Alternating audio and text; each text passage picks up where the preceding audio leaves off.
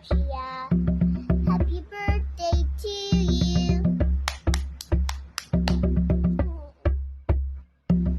Happy birthday, AKOSUA.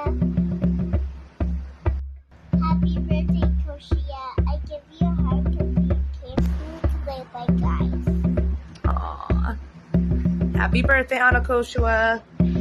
Happy birthday, AKOSUA. Think it's a baby singing once I'm a baby. Happy birthday.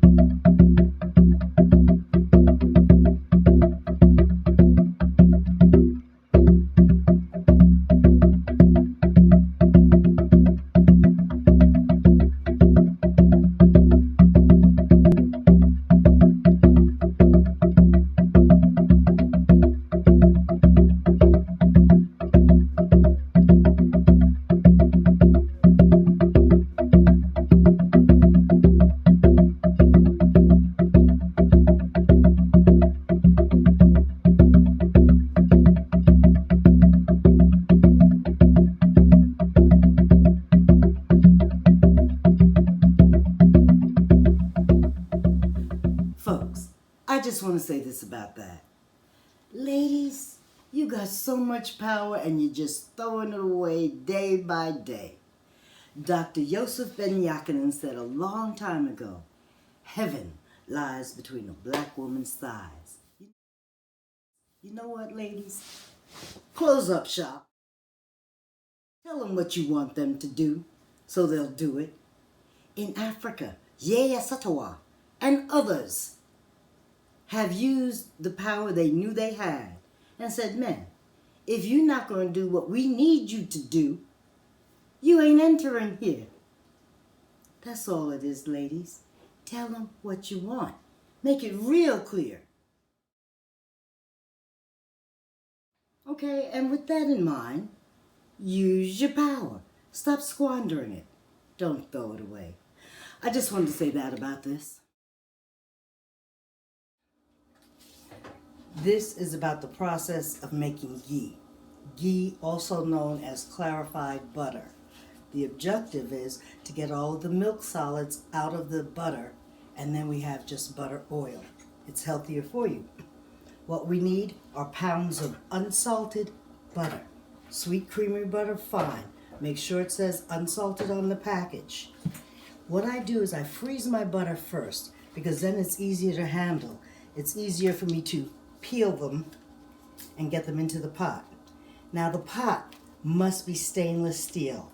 It cannot be one of those Teflon pots. You don't want an aluminum pot. Aluminum leaks into your food. You want stainless steel.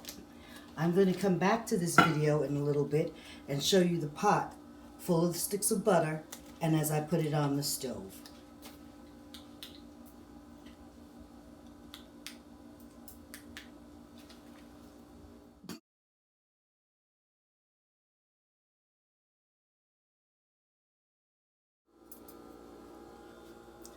Now, the next phase in the process is your butter in the pan. And that's what we've got going on here. I've got it on a very low heat because we're going to cook this for about 3 hours to get all the milk solids off. You won't see them yet, but you can see the butters melting down in the bottom, and my 4 pounds are in there. Next phase will be when I start taking the milk solids off.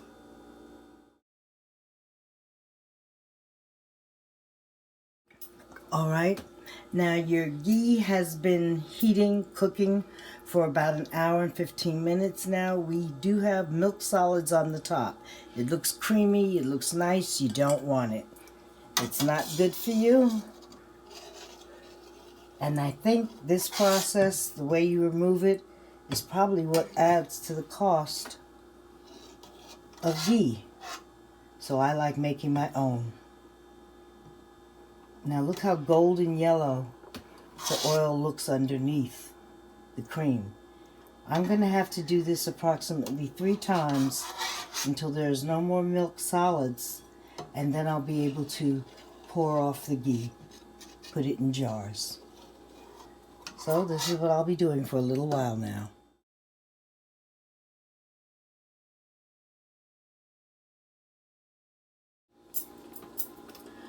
Continuing the process of making the ghee. Just like the pot must be stainless steel, so must the utensil that you use to remove the milk solids. Make sure it's stainless steel. Nothing with tin or brass or even wood. No aluminum. Stainless steel.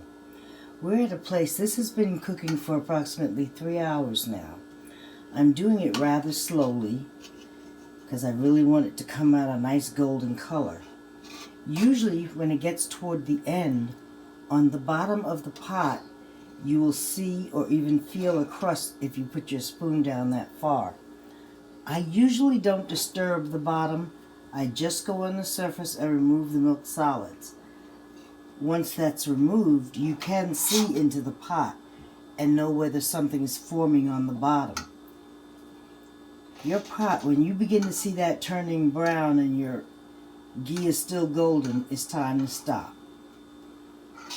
And when you stop at that point, what you'll be doing is getting ready to strain the rest so that you get none of the milk solids, because you can't get them all by spoon, so that you get none of the milk solids in your poured off ghee.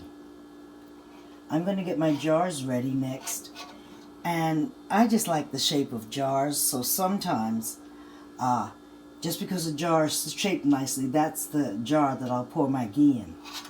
And every year at Kwanzaa, since one of the rules of Kwanzaa is making the gift, I make ghee and give out ghee to people.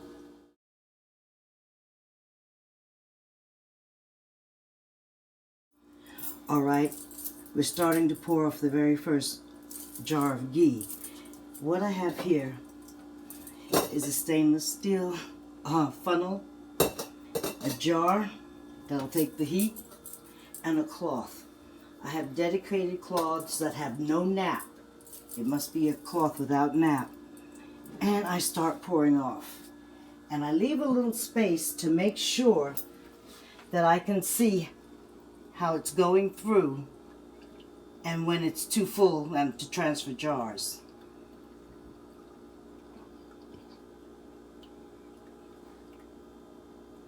By this time, I think maybe I should stop pouring and see where that lands us.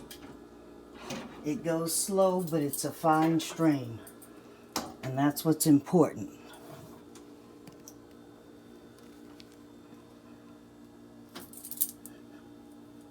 So you can see better up under.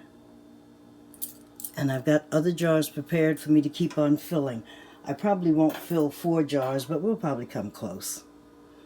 I'll let you know when we get there. Meantime, Here's the pot.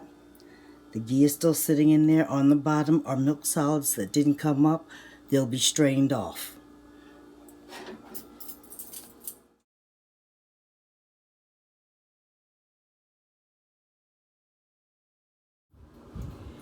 As you can see, the ghee is done.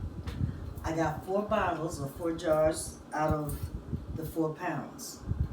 So that was a good take. One of them you'll see is a little bit more clear than the other. This is probably the first one I poured off. The other ones stayed in the pot a little bit longer and they're now cooling.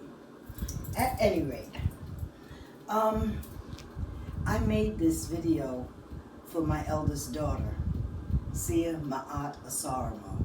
She goes by Dorian Snow. At any rate, I wanted to send her some ghee, and I also want her to know how to make the ghee so she can be sufficient unto herself. And for anybody else that wants to know how to make it, it's so much healthier for you. You can use it on any place or anything that you would put butter on. The only exception I make is toast. On toast, it tastes greasy.